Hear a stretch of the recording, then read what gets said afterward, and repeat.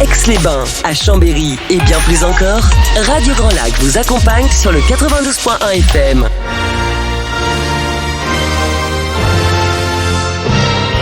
Your English Weekly. Your English Weekly. La chronique 100% en anglais de Radio Grand Lac avec Sinead. Oh, hello everyone and welcome back to Your English Weekly. This is Your English Weekly on Radio Grand Lac 92.1. You can tune in every Tuesday from 12:30 to 1:15. Don't forget, Your English Workshop sponsors Your English Weekly, and Your English Workshop is a training centre for English lessons for adults and children here in Aix-les-Bains or in the Ravoir in Chambéry. So visit their website for more information.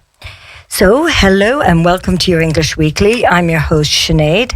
Your English Weekly stimulates English speaking with an expression of the week in Aix-les-Bains and, of course, in Chambéry and around France too. So stay tuned because today we are going to be talking to Sébastien Fonson. Hello, Sébastien. Hello, Sinead. Oh, thanks for coming today. Thanks for inviting me. Fantastic. So before we start, Sébastien, we're going to start with our expression of the week. Oh, yeah. Are you ready? I am ready. Ooh-hoo. So if you think you know this expression, don't forget, you will find this expression on our Instagram site or on our website, on our Instagram page and our Facebook page too. So the expression today, Sébastien, is don't give up the day job. What does that mean? Don't give up the day job. Don't give up. First of all, it reminds me of a song that I really like, from Peter Gabriel and Kate Bush, Oh, Don't Give Up. Do you remember this one? I do actually remember this song. I'm a big fan of music, especially when it comes to English music. We'll talk about that later, I think. Yeah. Don't give up a day job. Okay, so that... We'll see that later, I think. We'll see it later. Okay. Well done. Thanks. So, Sébastien, I know you come to Radio Grand Lac too, that you have your little show on once every 2 weeks, if I'm correct. Exactly. So, once every 2 weeks on Wednesdays from 12 to 12:30. And the program is called Sing in English. So there we are. So on Radio Grand Lac, it's great because we've got a few programs now, a few, myself and yourself. Exactly, yeah. Which does make a few, together to promote the English language. So it's nice for people to be able to listen to these things and practice or improve their listening skills in English. So it's great. So thanks. So Sébastien, tell us a little bit about yourself. I'm called Sébastien Fonson. Okay, I live in Aix-les-Bains. I will not give my age, will I? No. It's like okay. Oh my goodness, no. Yeah. And so I'm an English teacher, so I work for myself. I'm self-employed, which means that I don't work in schools. I work for myself. I find my own clients. And teach them either at my place, at their place, or sometimes in companies as well. Okay, because I know you passed your CAPES, so why did you decide to not be part of the public system as a qualified school teacher? Was it a decision you made yourself, or was it something that you that just happened? What is the reason for this? Well, I passed the CAPES in 2000, and I taught in the national education system for 3 years. The time for me to just find out that it was not for me, that I was hoping for more, In a way, for some people, getting the CAPES is the beginning of a story, but for me it was the end, in a way. That's how I felt. Okay. So I wanted more, so then I quit. So that was 2003. And found a job in a language school, actually, and was going in companies to teach the executives of different companies, the marketing director. And then I was feeling alive, really. I was feeling like I was able to contribute. That's what I need, Yeah, I know. Yeah. We all have our little share to do here, don't we? Yeah. We all have our little share to do. So you did that. So how did you end up being fascinated by the English language? Because you don't just pass your CAPES, become a teacher, discover that's not quite for me, but I want to stay in the language. So you decide to go into companies and work with them. So what was it? I'm sure there must be some fascination you have with this English language. Actually, it's hard to explain that sometimes you have the feeling that it's sort of natural, Sometimes when I speak English, I'm not able to translate that into French. Oh, well, I know that problem. I've got that problem. Yes, yes. Sometimes I can't translate into French or vice versa today. Yeah. Okay.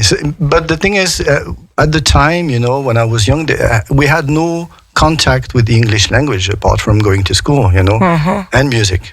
And music.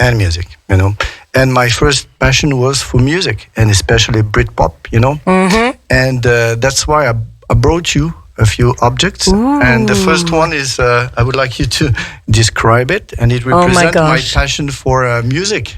Okay, so here Sebastian has just given me a CD. For those that know what a CD is, it's a compact disc, and it's called The Smiths. Yes. Okay, I'm not a big fan of music. I'm not a music person, but that's okay, huh? So The Smiths, but what is beautiful is the title. The Queen is Dead. Yeah, released in 1986.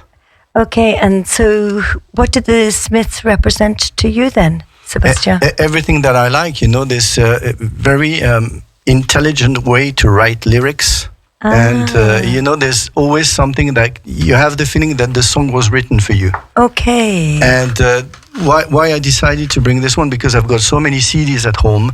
This one is the one that I know each and every song by heart. Okay. Each and every word. Okay. Because yesterday, when I was thinking about this program today, and I had to pick and select a few objects, and this one was obvious. And I listened to it yesterday evening. Oh. And after all these years, finding out that I'm still able to sing each and every word. That's just great. Fantastic. So, and are you going to do it with your Sing in English program, one of these songs, or is it too complex for that? No, I don't think it is, but I'm trying to study songs that people know.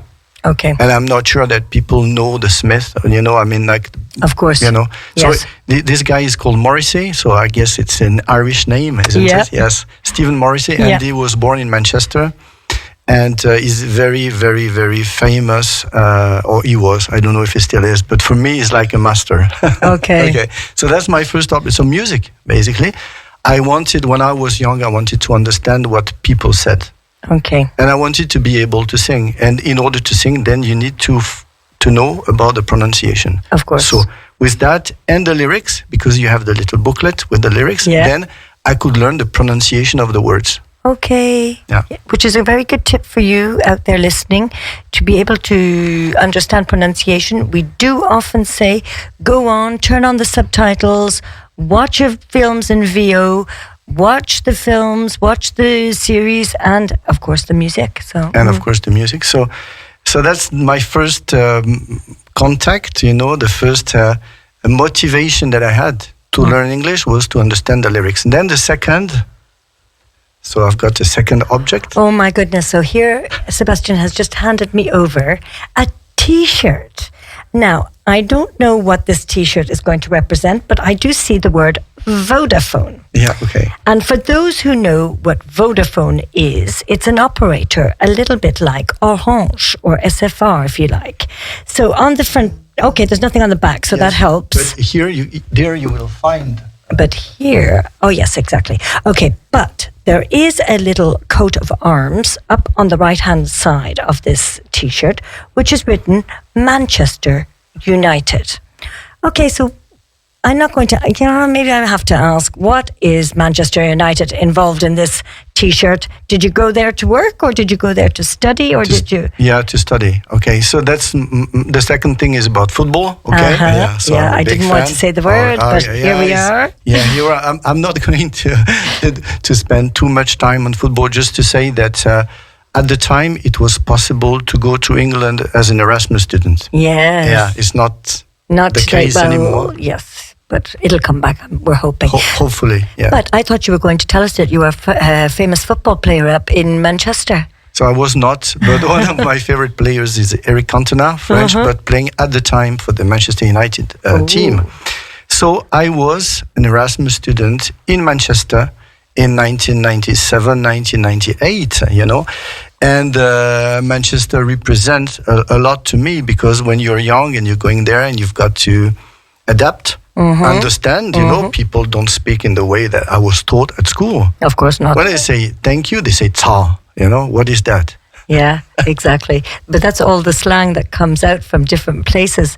If you go to Australia, you're not going to hear the same thanks either. If you go to Dublin, they say ta as well. Yeah. So, but I thanks, love, thanks. Love, yeah. Are you doing love? Yeah, a lot of love. Yeah, a lot of love. Also, it was for me the opportunity to understand better the country, because it's not only about watching films and series and listening to music. You've got to go there to smell, the salt and vinegar chips. Oh, you do indeed. And it's true for those who are learning English. It's great to be able to know that you can use this language to go and learn the cultures. Because as you just said earlier, it's not until you get there that you start to practice with the people, etc., and start talking to them, that you discover that your English is not quite the same English that you learned in school. Exactly, and then you've got to be humble with that, and at the same time not to lose your self-confidence. Going there after I don't know how many years of English, it took me like 3 months to be able to understand properly people and to be able to answer properly. 3 months is nothing. But after all these years, at university and all, studying Shakespeare, but not being able to understand people when they're talking to me on the bus, something like that. Yeah, it's a bit of a culture shock at that second, isn't it? It is a bit of a culture shock. And I'm not talking about Liverpool, because that's even different. But did you not go to the pub like the classical people do? I say go to the pub and talk to those locals. Yeah. It's with the locals that you learn. Yeah.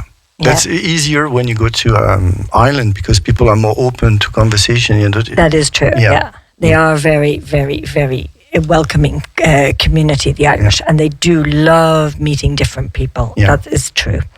So now, today when you get your students and you get a new student, what is it that motivates you to be able to get them because we quite often, just for listeners to know, quite often when a student comes to see us, often he has an exam to pass at the last minute and he needs to do something quickly to get this exam.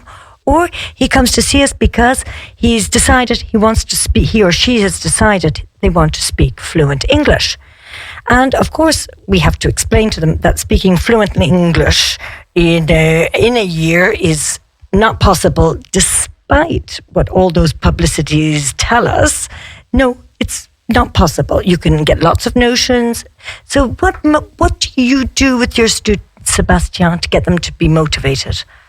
To be motivated is, well, first of all, what I try to do, and that's the way I do things, I try to make a connection with them. Mm-hmm. Like to connect with them, which means that to be interested in who they are, what they do, and where they come from, where they want to go, something about that, And once we get this sort of connection, things become easier. Mm-hmm. Because we've got a sort of, bond, and we've got sort of contract, and they will not sort of disappoint me, Mm-hmm. And for me, it's very important. That's the way I do things, and sometimes it's very easy. Sometimes it takes more time, But I like to think that each and every class is a special moment for them. Mm-hmm. And for me as well. And so you adapt as you go along to your students. Because what is fantastic today is having Sébastien here talking of how because we share the same passion, of course. Huh? And for my first day back, if I can say, to 92.1 FM, it was me wanting to share my passion with Sébastien, because we work together on different projects as well, which is fantastic. And you love to, and you love to be able to give satisfaction like I do. So you modify your classes. So what type of classes do you give to students that just cannot find a solution to what they're looking for? Now, when I say what they're looking for, to be able to get them to pronounce things correctly with their pronunciation, for example. Well, because I'm French, so I had to learn everything. So I had to learn the phonetics. I had to learn the rhythm. I had to learn the vocabulary and the grammar. So it's, I would say, easier for me to explain to a French person what it is, the difference between this and that, and how to pronounce the diphthong, because we don't have that in French, and to make them hear the difference between the sounds. Between the sounds. So that's why it's sort of easier for me when people are beginners or, like elementary level. Then it's easier for me to teach them and it's easier for them to understand because I've been through that already. Yeah, exactly. Yeah. So thank you so much, Sébastien. We could be here for a whole day, to be honest. So we'll have to do another talk about this once or twice, why not, before the end of the year. But let's come back to our expression before we finish today. So back to the expression, don't give up the day job, which means... Well, I don't know. You will tell me. You don't know. Okay, so here we are. So don't leave your current position to pursue another ambition because the odds of that happening, for example, football for you, Sébastien, I'm sure you're a better teacher than a football player. Because of succeeding now to be a football player is very slim. Very slim. Yeah. So don't leave your current employment to pursue another job. Keep the day job. So that's all from us today. Thank you for listening to Your English Weekly. And of course, if you wish to listen to this podcast again, you will find us on YouTube, Your English Weekly. Also, you will see our Facebook page with the expression of the week that I have just said today. So follow us on Instagram and Facebook. And next week, we will be back with a new guest. So before I say goodbye to you, remember at 1 p.m., Place aux Associations with Patrick. And at 6:30 tonight, Damien with Sportez-vous bien. So there's different programs coming up today. Thanks to everyone. Bye to you from us at you.